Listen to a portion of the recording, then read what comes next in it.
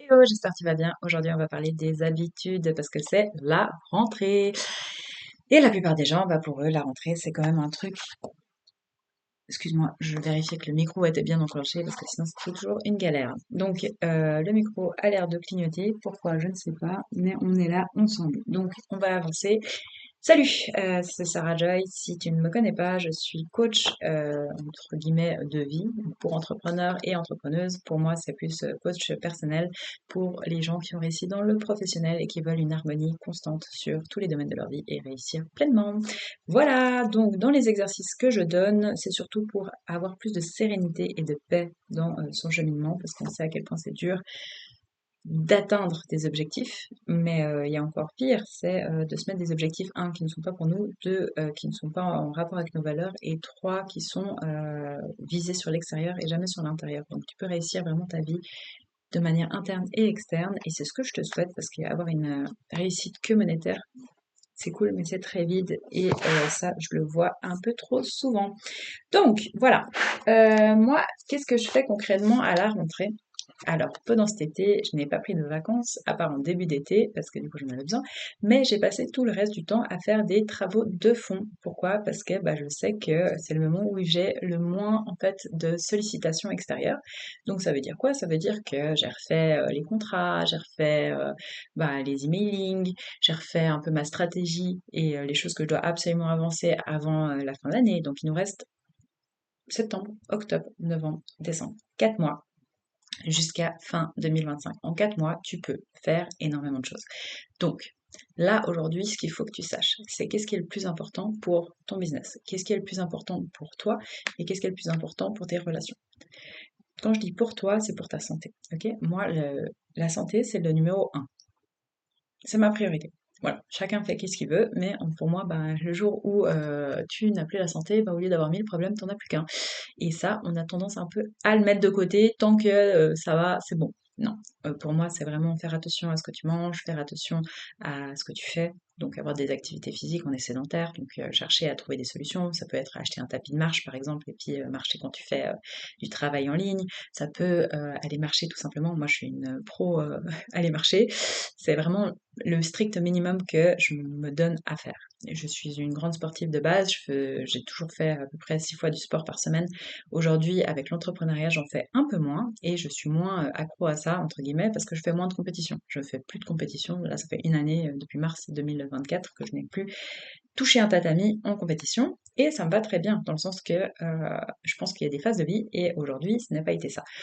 Mais en revanche, la manière que je me mets les objectifs a toujours été la même. Que ce soit dans le sport, que ce soit dans le business, que ce soit dans la manière personnelle, etc.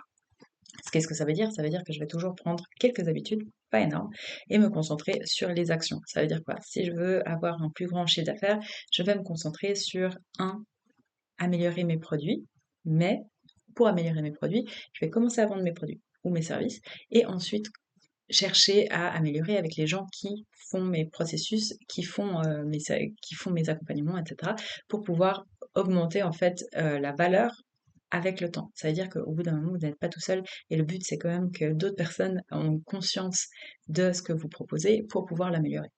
Donc, on commence pas page blanche, on commence à écrire et après, c'est plus facile à effacer et à refaire, etc. Chose à garder en tête, parce que si vous avez le syndrome de la perfection, ce qui est souvent le cas, en fait, demande-toi les vraies questions. Est-ce que je le fais pas parce que je m'attends à une solution miracle? Mais en fait, le truc, c'est que souvent, quand tu es perfectionniste, ton minima, c'est presque le maxima de la plupart des gens. Sauf que vu que tu ne le sors pas, tu le sauras jamais. Donc, concentre-toi. C'est très bien de vouloir avoir des choses entre guillemets parfaites. Ça n'existe pas la perfection. Mais par contre, si tu arrives à sortir quelque chose déjà de base, tu pourras l'améliorer et c'est comme ça que tu te rapprocheras de plus en plus à cette perfection que tu cherches. Ok?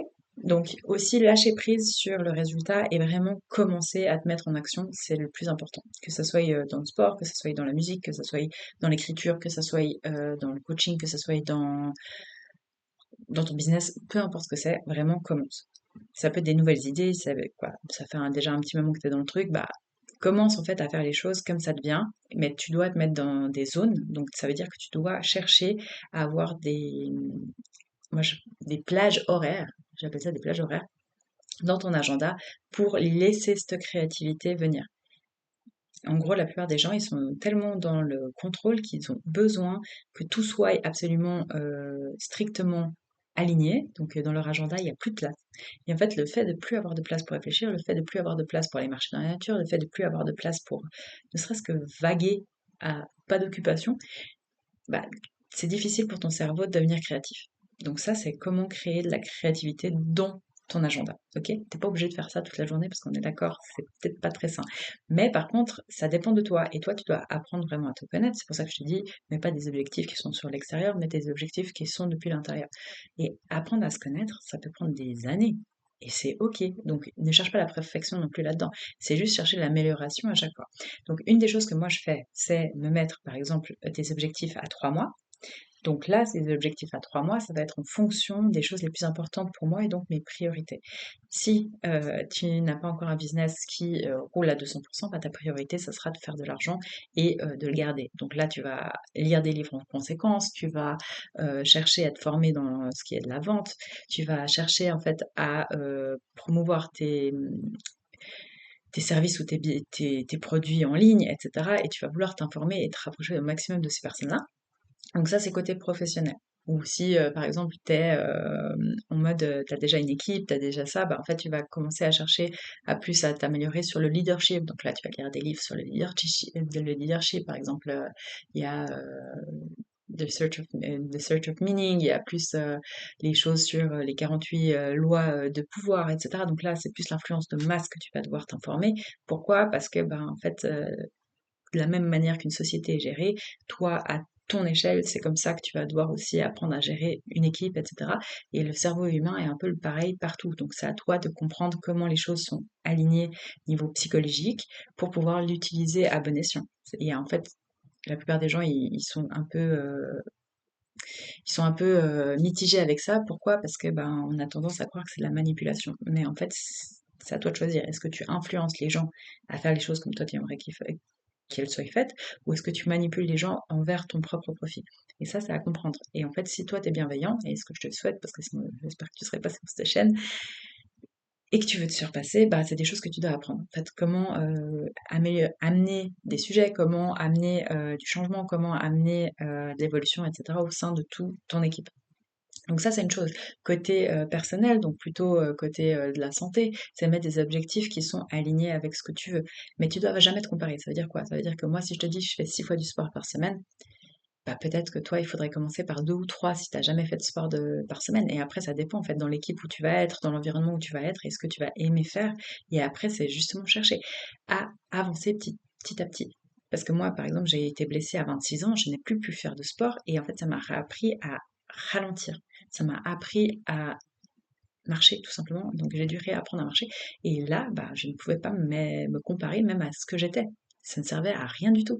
Et en fait, j'ai dû apprendre bah, justement à aller marcher 15 minutes, à déployer le pied. Et en fait, dans tout ce processus-là, je me suis pas mis de pression et je pense que ça, c'est quelque chose, si j'ai un truc à partager, c'est cette paix intérieure, même quand tout va mal, mais c'est la meilleure chose que tu peux t'autoriser en fait. C'est d'être en paix avec toi-même, même si tu n'es pas exactement où tu veux être, même si tu as fait un pas en reculant énorme. En fait, tu vas y arriver. Et il faut y croire. Il faut par contre pas t'auto-saboter en essayant de faire les choses trop grandes tout de suite là où tu peux pas en fait.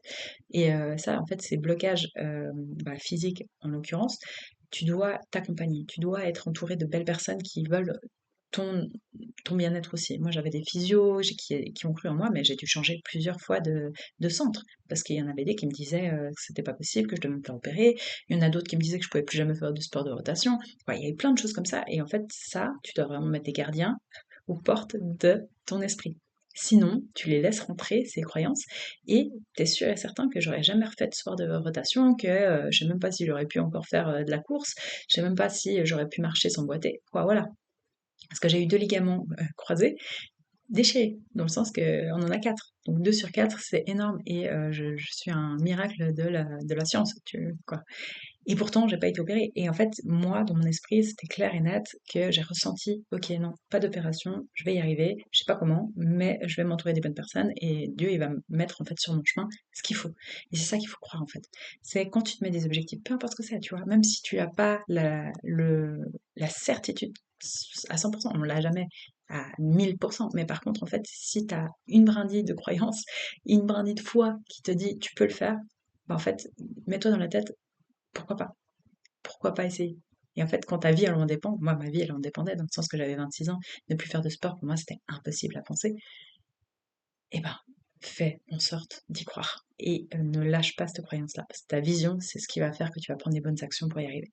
Mais ça, en fait, cette paix d'esprit, cette paix de soi, elle te demande d'avoir justement de l'amour propre, elle te demande d'avoir confiance en toi. Donc, c'est dans les petites choses. Et c'est aussi pour ça que je te dis, dans les actions, mets pas des choses trop compliquées. Et pars d'où tu es. Mais par contre, n'aie pas peur de demander ce que tu veux vraiment dans la vie. Parce qu'un grain de moutarde, c'est ce qui te suffit comme foi pour faire déplacer des montagnes.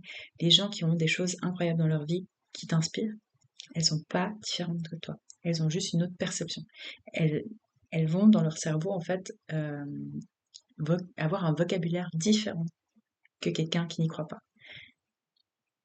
Et en fait, elles vont aussi reprogrammer leur cerveau dans le passé. Ça veut dire que le passé, il est arrivé, tant mieux. Mais en fait, c'est à toi de choisir. Est-ce que c'était une chose qui t'a rendu plus fort ou plus forte et qui t'a construit aujourd'hui à devenir meilleur? Ou est-ce que c'est à cause du passé qu'aujourd'hui, tu n'as pas ce que tu veux?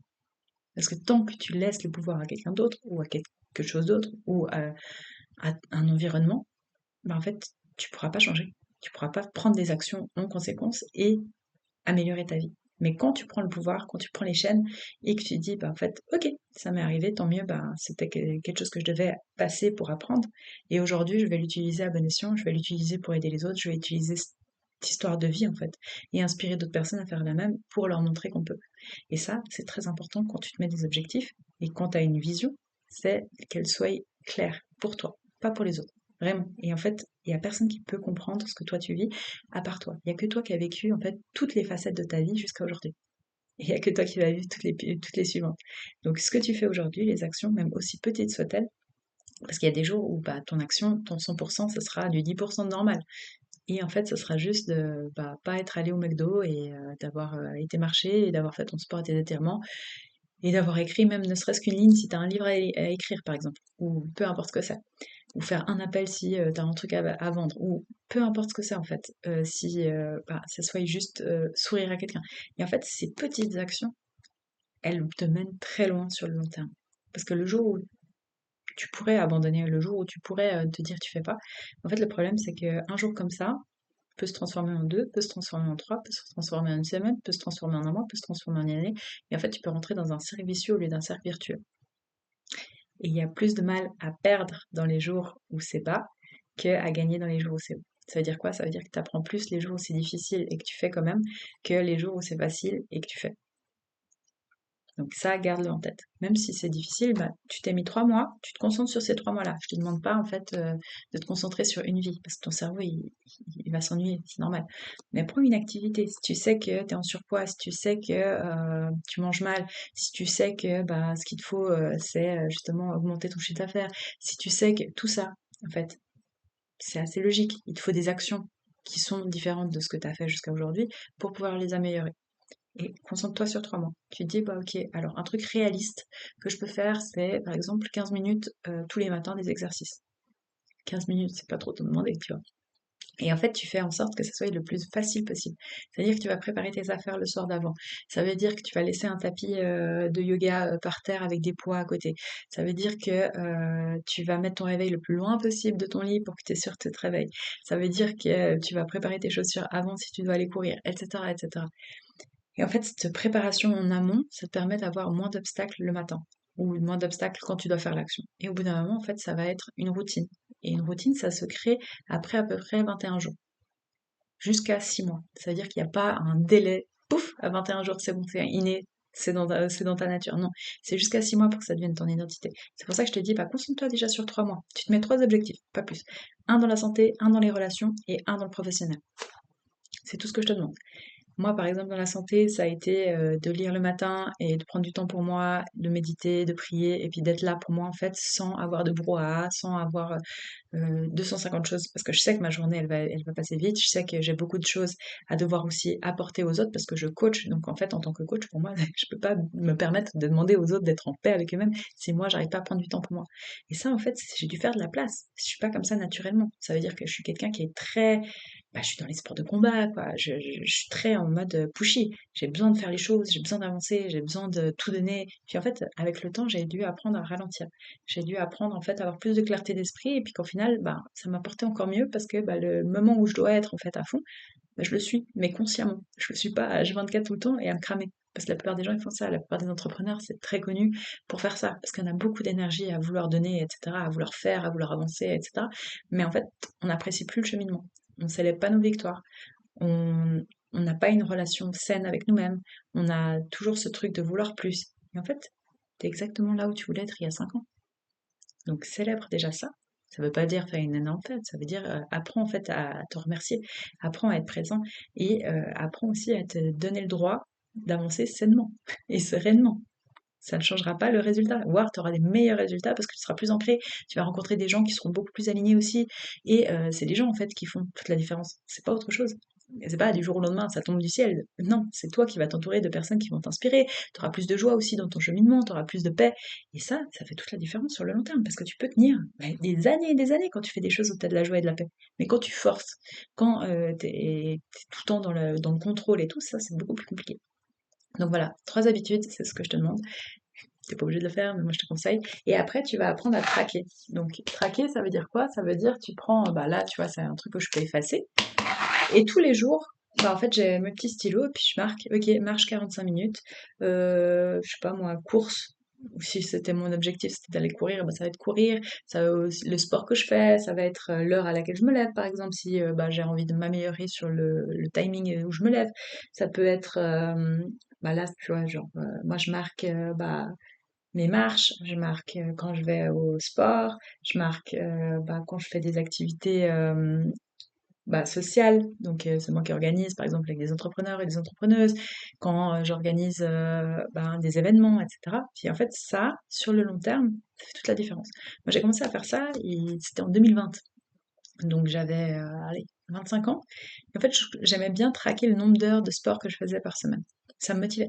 Et en fait, j'ai réalisé à quel point aujourd'hui, avec toutes les études que j'ai fait sur le sujet, ça aide ton cerveau parce que ça lui donne de la dopamine. Il est tout content en fait de voir à quel point tu as avancé. Au début, ça paraît anodin, mais sur le long terme, à quel point ça fait du bien à ton cerveau. Et en fait, il a pas envie d'arrêter. Puis du coup, tu rentres dans un cercle vertueux, plus vicieux.